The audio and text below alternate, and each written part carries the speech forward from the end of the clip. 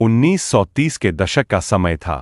तमिलनाडु के रामेश्वरम कस्बे में समुद्र की लहरें किनारे से टकराकर अपना मधुर संगीत गाती थीं। उसी छोटे से शहर में एक बेहद साधारण लेकिन संस्कारों से भरा हुआ मुस्लिम परिवार रहता था। 15 अक्टूबर 1931 की सुबह उस परिवार में एक बच्चे का जन्म हुआ। नाम रखा गया अबुल पाकिर जैनुल आबिदीन अब्दुल कलाम। घर का माहौल बहुत सादा था। पिता जैनुल आबिदीन नाव चलाते थे और लोगों को समुद्र पार करवाते थे। वे केवल नाव के मालिक नहीं बल्कि पूरे गांव के लिए एक सम्मानित व्यक्ति थे। लोग उनसे सलाह लेने आते और वे बिना किसी स्वार्थ के उनकी मदद करते। माँ आशिमा घर संभालतीं और घर में आने वाले हर भूखे इंसान को बिना सोचे समझे खाना खिलातीं। कलाम को अपनी माँ का यह दानशील और करुणामयी स्वभाव बहुत प्रभावित करता। घर अमीर नहीं था। लकड़ी का छोटा सा मकान, मिट्टी की जमीन और खाने पीने की चीजें भी बस उतनी ही जितनी जरूरत हो। लेकिन इस घर में एक खजाना था, ईमानदारी, संस्कार और संतोष। कलाम बचपन से ही बहुत जिज्ञासु थे। समुद्र किनारे खड़े होकर वे पक्षियों को उड़ते देखते और मन ही मन सोचते, काश इंसान भी इन पंछियों की तरह उड़ सकता। यही उनके जीवन का पहला सपना था, आसमान को छूने का सपना। लेकिन हालात आसान नहीं थे। परिवार का खर्च चलाने के लिए कलाम को छोटी उम्र से ही काम करना पड़ा।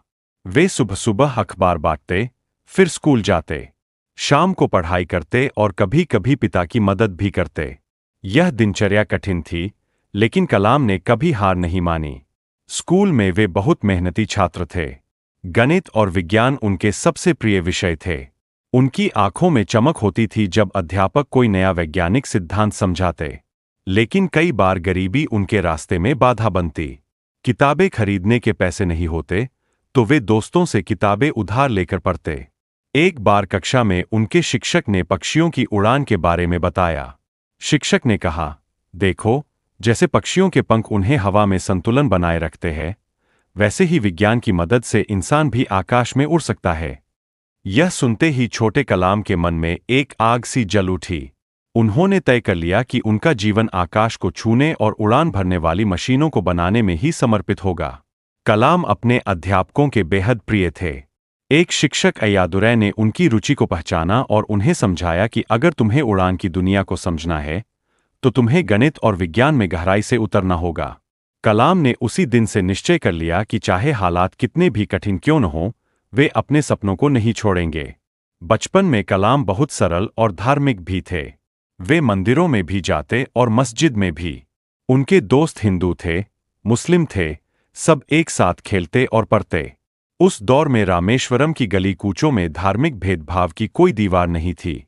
यही कारण था कि कलाम के मन में इंसानियत सबसे ऊपर रही। धीरे धीरे समय बीता। कलाम की पढ़ाई आगे बढ़ी।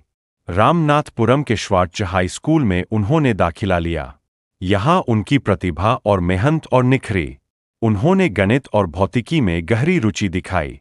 अक्सर वे कक्षा के बाद भी अध्यापकों से सवाल पूछते रहते, लेकिन गरीबी हमेशा उनके पीछे खड़ी रहती।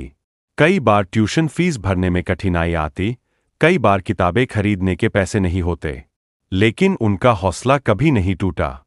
वे कहते, कठिनाइयां इंसान को तोड़ने के लिए नहीं आती, बल्कि यह परखने आती है कि इंसान कितना मजबूत है।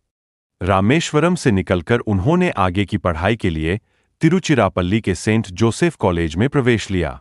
यहाँ से उन्होंने भौतिकी में स्नातक की पढ़ाई की।